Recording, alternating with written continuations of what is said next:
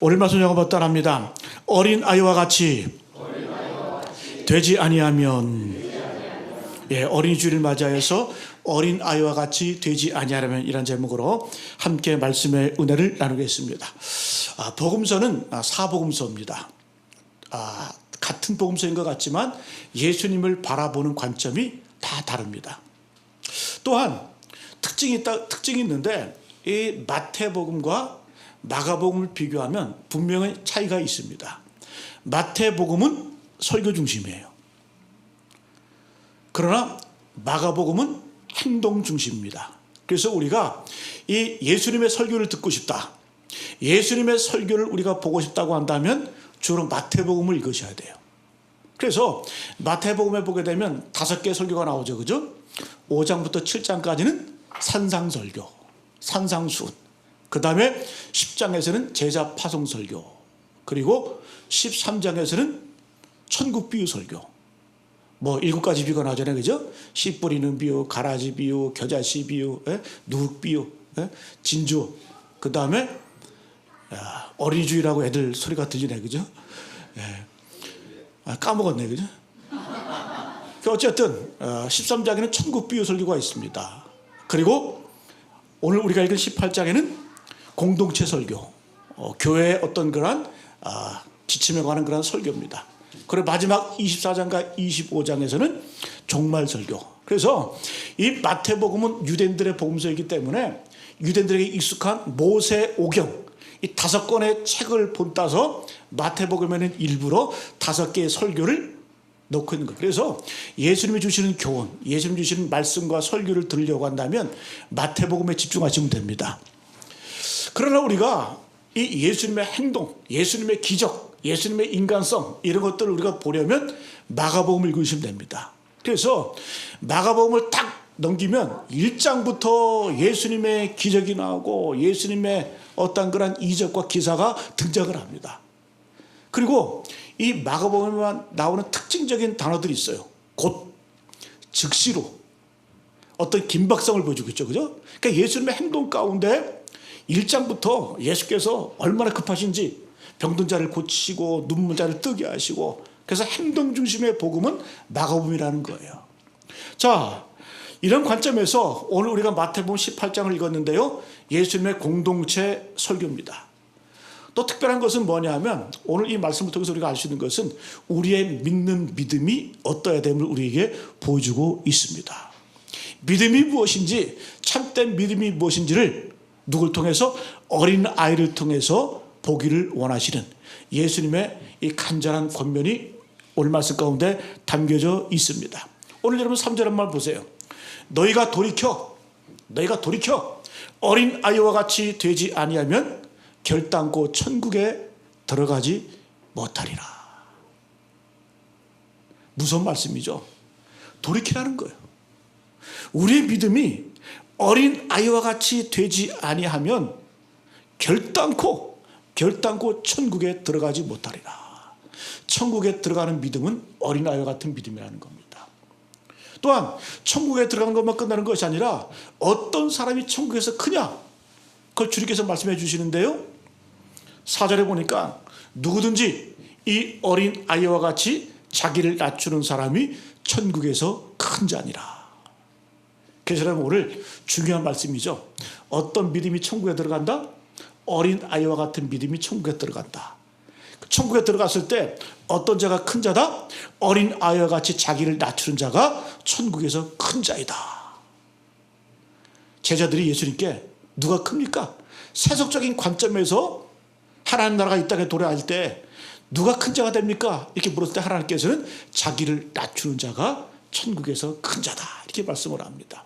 여러분, 이런 예수님의 귀한 말씀의 교훈이 또 우리 마음끝에 새겨져서 이 말씀 붙들고 이 믿음 붙들고 승리하며 나가시는 우리 모두 되시기를 간절히 축복합니다. 오늘 말씀 한번 따라합니다. 어린아이처럼 의지하라. 어린아이와 같은 믿음의 첫 번째 특징은 어린아이들은 의존합니다. 의지합니다. 철저하게 부모님을 의지하고 철저하게 타인을 의존하는 것이 바로 이 어린입니다. 어린이.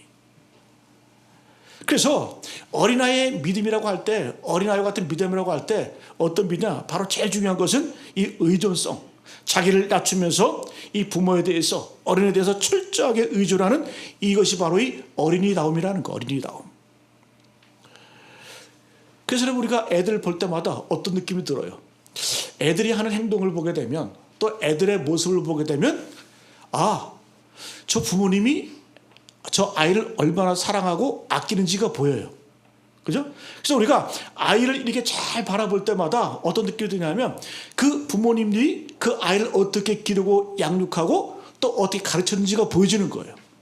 그러니까 이 아이들의 교육, 아이들의 모습은 다 부모님에게 의존되어 있다는 겁니다. 우리의 믿음도 마찬가지입니다. 우리의 믿음도 세상 사람들이 우리를 바라볼 때 믿는 자의 모습이 어떤 모습이 돼요? 야, 저 예수 믿는 사람들은 뭔가 믿는 구석이 있네? 뭔가 의지하는 것이 있네? 그렇게 보여줘야 돼요.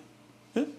그리고 하나님을 믿고 따르는 모습이 보여져야 그것이 믿는 자의 모습이라는 겁니다.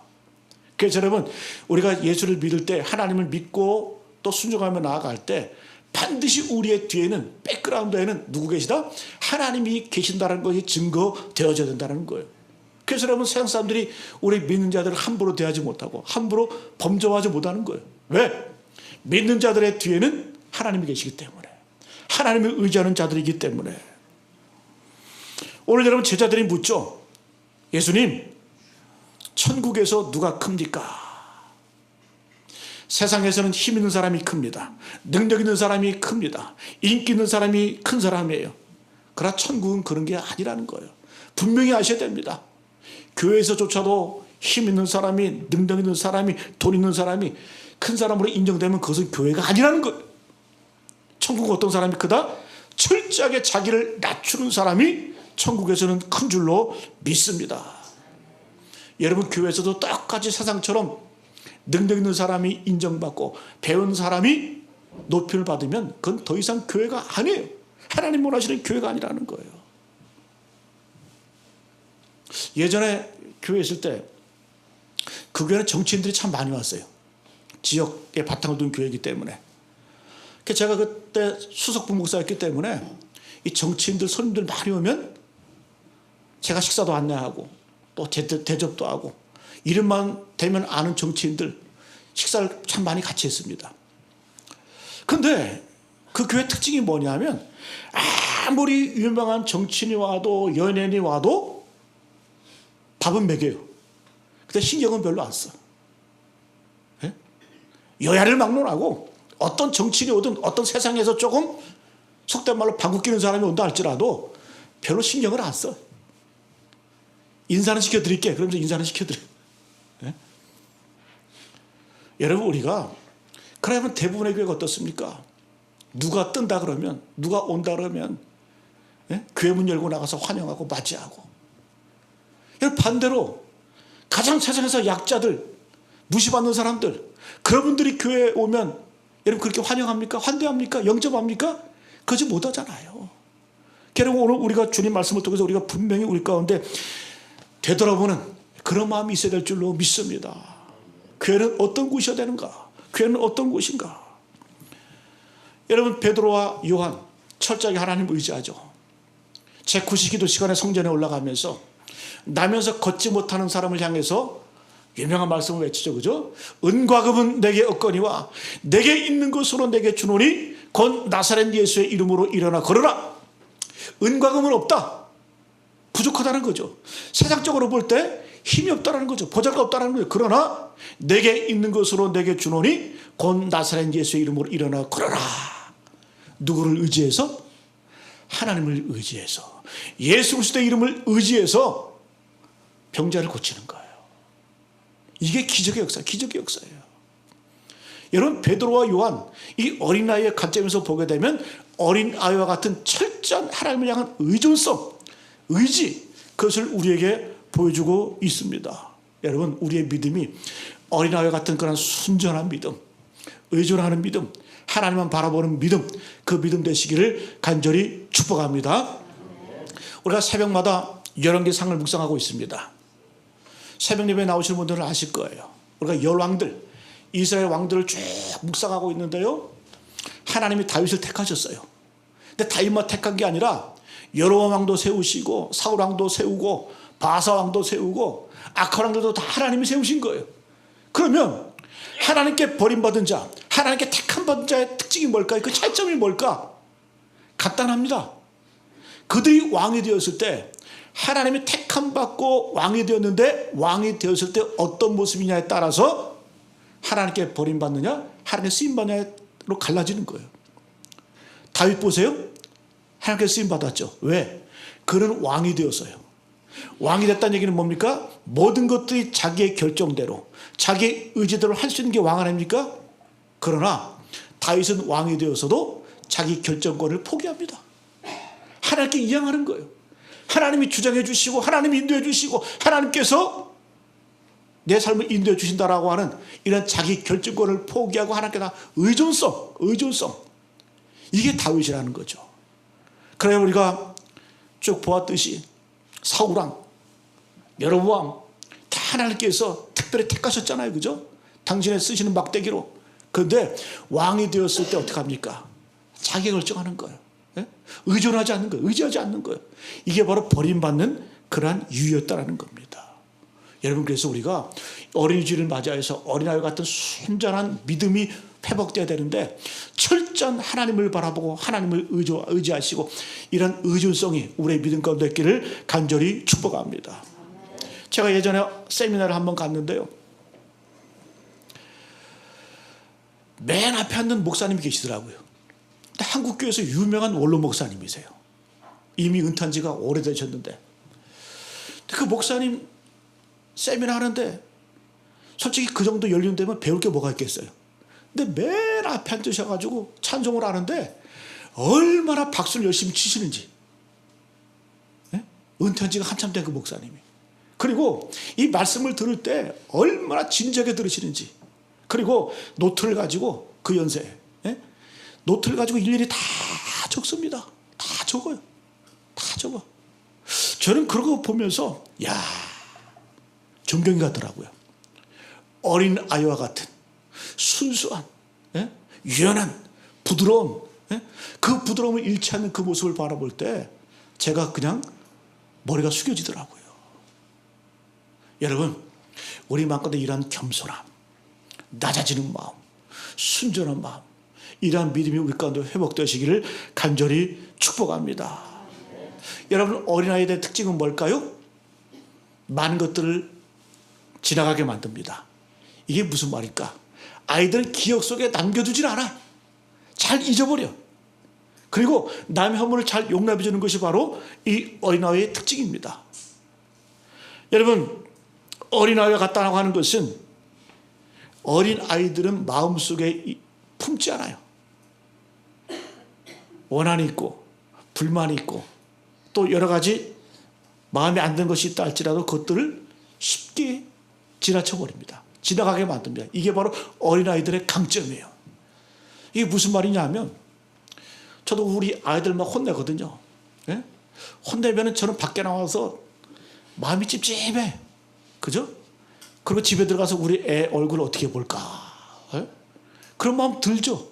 그죠? 여러분, 아이들 키워보셨지만 아이들 잘못하면 어른들 부모님 혼내잖아요. 그죠?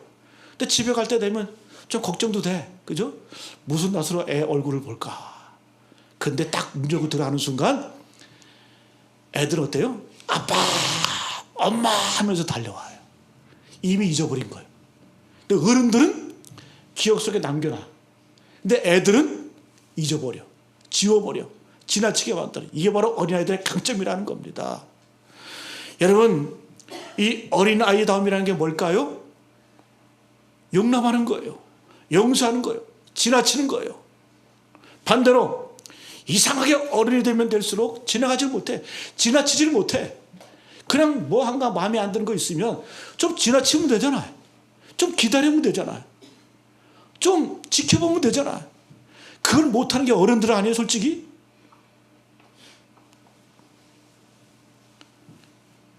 기억에 꽂혀 사는 것이 바로 우리 어른들이라는 거예요. 여러분, 어린아이 같은 믿음이라고 하는 것은 뭐예요? 지나가게 만드는 거예요. 신앙의 위인들도 다 보세요. 좀 전에 다윗 얘기했지만 다윗은 모든 것들을 지나가게 만듭니다. 원한도 지나가게 만들고, 예? 악한 감정도 지나가게 만드는 게 다윗의 강점이었어요. 자, 사무엘상을 보게 되면 이제 비로소 다윗이 이스라엘의 왕이 됩니다. 그 왕이 되는 과정 가운데 수많은 원수가 있었고 수많은 대적이 있었어요. 근데 사무엘하 1장으로 딱 넘어오자마자 다윗이 하는 행동이 뭐냐면 그 모든 원한과 악한 감정들을 지나가게 만들어. 잊어버려. 1장에서 어떤 일이 벌어지냐 하면 이 사울왕이 길보아 산에서 전투 가운데 죽죠. 그죠? 사울왕과 요나단이. 그때 이 다윗이 어떤 일을 하냐면 이 사울왕의 시신을 가져다가 장사 지내줍니다. 원수 아니에요, 원수? 또 사무엘하 2장으로 넘어오게 되면 그 당시에 길르앗 야베스 이 주민들이 그 성벽에 못 박혔던, 이 성벽에 걸려있던 이 사울왕과 요나단의 시신을 가져다가 장사 지내줍니다. 근데 보통 사람 같으면 야, 네가 내 원수의 시신을 걷어다가 장사를 지내?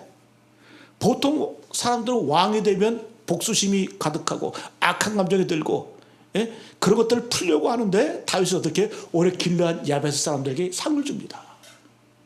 이러면 아무것도 아닌 것 같지만 우리는 무심코 성경을 읽지만 다윗의 강점이 뭐라고요?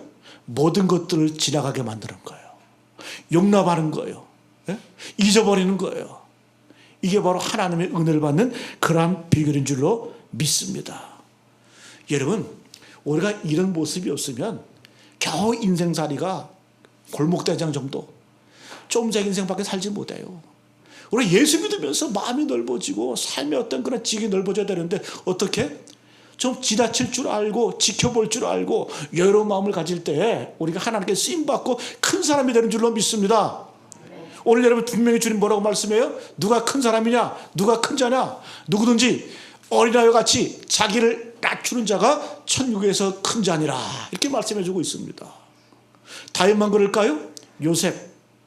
요셉도 많은 것들을 지나가게 만드는 사람이에요. 요셉의 마음 가운데 어떤 마음이 있었어요? 형들이 자기를 팔아먹었잖아요. 그 원한, 울분. 그리고 그가 보디발의 집에서 종살이 하면서도 억울한 누명을 쓰고 감옥에 왔잖아요. 그가 총리가 되었을 때 솔직히 말하면 손볼 놈들 많죠, 그죠? 이것도 어떻게 손볼까? 그러지 않았다는 거예요. 그러지 않았다는 거예요. 예? 창세기 50장 20절 말씀에 유명한 말씀이 있죠. 그의 형들 대면했을 때 요셉이 뭐라고 말합니까? 당신들은 나를 헤아려 하였으나 하나님 것을 손으로 바꾸사 오늘과 같이 많은 생명을 구원하게 하려 하셨나니. 와, 당신들은 나를 헤아려 하였으나 하나님 어떻게 하셨다? 그것을 손으로 바꾸사 오늘날과 같이 많은 생명을 구원하게 하셨다. 모든 이 원수 원한 가운데서도 하나님의 섭리를 바라볼 줄 아는 이 요셉의 마음. 또 요셉이 자식을 낳았죠. 두 아들 낳습니다. 므낫세와 에브라임. 므낫세 이름의 뜻이 뭐라 그랬어요? 잊어버림. 잊었다라는 거예요.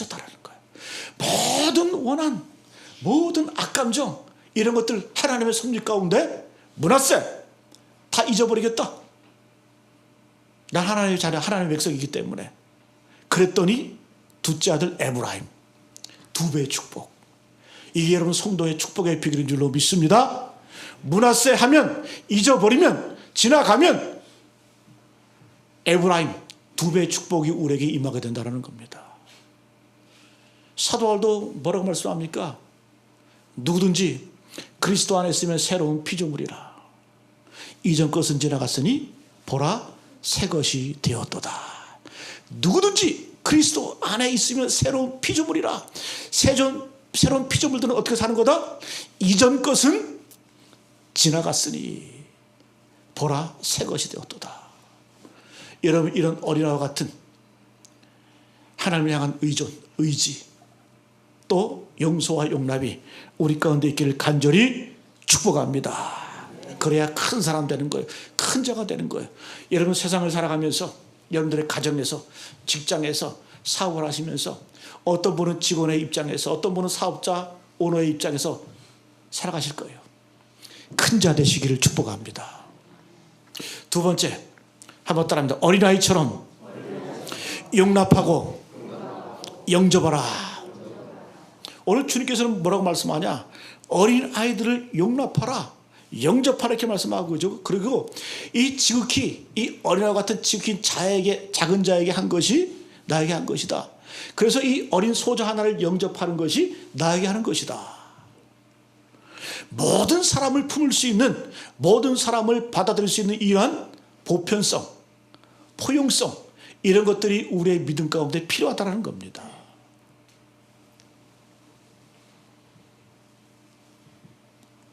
교회는 특징이 있습니다. 보편성. 이걸 캐톨릭. 여러분, 카톨릭이라는 뜻이 천주교, 어떤 한 종교를 말하는 게 아니에요. 원래 이 카톨릭이라는 뜻은 뭐냐면 보편적이다 그런 뜻이에요. 네? 그래서 좀 더 자세하게 카톨릭이라는 뜻을 우리가 보게 되면 이런 뜻, 이 땅에서 저 땅 끝까지 퍼져 있다. 이게 보편성이에요. 이게 카톨릭이에요. 네? 그래서 하나님께서 교회를 만드실 때 우리에게 어떤 교회? 카톨릭 처치. 네? 보편적인 교회. 모든 인종, 모든 신분, 모든 사람을 포용할 수 있는 이 보편성을 갖고 있는 것이 바로 이 교회라는 겁니다. 이것이 없으면 교회가 아니라는 거예요.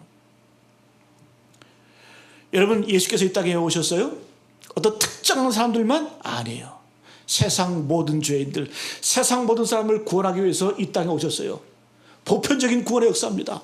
그래서 이것을 구원의 보편성이라고 말하는 겁니다. 로마서 10장 11절 이하의 말씀, 사도 바울은 이렇게 말합니다. 성경에 이르되 누구든지 그를 믿는 자는 부끄러움을 당하지 아니하리라 하니. 누구든지 그를 믿는 자, 누구든지, 유대인이나 헬라인이나 차별이 없음이라. 한 분이신 주께서 모든 사람의 주가 되사. 주님은 한 분이신데 모든 사람의 주가 되신다는 거예요. 그를 부르는 모든 사람에게 부요하시도다. 그를 부르는 모든 사람에게 부요하시도다. 그러면서 유명한 말씀, 누구든지 주의 이름을 부르는 자는 구원을 받으리라. 누구든지 주의 이름을 부르는, 이게 뭐다? 교회의 보편성, 카톨릭 처치. 이게 바로 이 교회의 특징이라는 겁니다. 여러분, 어린아이들 어때요? 어린아이들 스펀지 같아. 다 빨아들여, 다 포옹해. 학년이 바뀌어도 걱정 안 해. 왜? 누구나도 친해져. 금방 친구를 사겨. 이게 어린아이의 모습이거든요. 더 어른 되면, 나이가 들면 들수록 자기의 세계관에 갇혀서, 자기의 어떤 생각의 아집에 갇혀서 사람을 포용하지 못해. 저는 여러분 오늘 이 말씀을 묵상하면서 저도 반성했어요. 예? 목사끼리 이렇게 만나도 나와 성향이 같은 사람, 비슷한 사람, 이런 사람 좋아하고, 예? 어디 세미나 또 어디 선교지 가게 되면 목사끼리끼리 방을 쓰잖아요. 그럼 목사들이 좀 넓어지게, 좀 모르는 사람하고 이렇게 방 같이 써야 되는데 은근히 바래. 뭘 바래요? 좀 친한 목사하고 좀 방 쓰기를 원하고, 또 좀 친한 사람과 함께 같은 숙소에 머물기를 원해. 아직까지 부족한 거예요. 그러니까 커지지 못하고 넓어지지 못하는 거예요. 여러분, 우리가 교회라는 것은 어떤 곳이에요? 이 포용성, 또 우리 인간성 자체도, 삶의 모습 자체도 세상을 살아가면서 베풀 줄 알고, 포용을 할 줄 알고, 받아들일 줄 아는 이러한 포용성의 길 간절히 축복합니다. 갈라디아서 3장 28절 말씀, 너희는 유대인이나 헬라인이나 종이나 자유인이나 남자나 여자나 다 그리스도 예수 안에서 하나이니라. 유대인과 헬라인은 극과 극이에요. 종과 자유인은 함께 할 수 없는 그런 극이에요. 남자 여자, 그 당시에는 함께 할 수 없는 그런 존재예요. 근데 그리스도 안에서 사도 바울은 뭐라고 선포해요? 그리스도 안에서 다 뭐다? 하나라, 하나. 이게 교회의 위대성입니다. 다양성 가운데 통일성, 통일성 가운데 다양성. 하나인 것 같지만 여러 개지, 여러 개인 것 같지만 하나예요. 이게 교회의 능력이라는 겁니다. 이게 보편성이라는 거죠. 여러분, 우리의 믿음을 한번 되돌아보시고, 우리가 교회 공동체 안에서 내 마음에 맞는 사람만, 또 내 마음에 드는 사람만 상대하지 마시고, 말하지 마시고, 좀 내가 조금 어색하다 할지라도 함께 어울리고 함께 말 걸고 함께 이해하며 함께 보듬을 수 있는 이런 교회적인 보편성이 우리 가운데 회복되시기를 간절히 바랍니다. 여러분 마태복음 8장을 보게 되면 예수님께서 백부장의 믿음을 칭찬하셨잖아요. 예수님 놀라셨잖아요. 예수님이 깜짝 놀라서 뭐라고 말씀해요? 내가 이스라엘 가운데 이만한 믿음을 보지 못했다. 그럼 이 백부장의 믿음은 어떤 믿음일까? 오늘 말씀에 비춰보면 이 백부장의 믿음은 보편성, 구원의 보편성. 그 여러분 예수께서 가버나움에 들어오실 때에 이 가버나움을 통치했던 이 로마의 군대 장이 누굽니까? 백부장 아닙니까?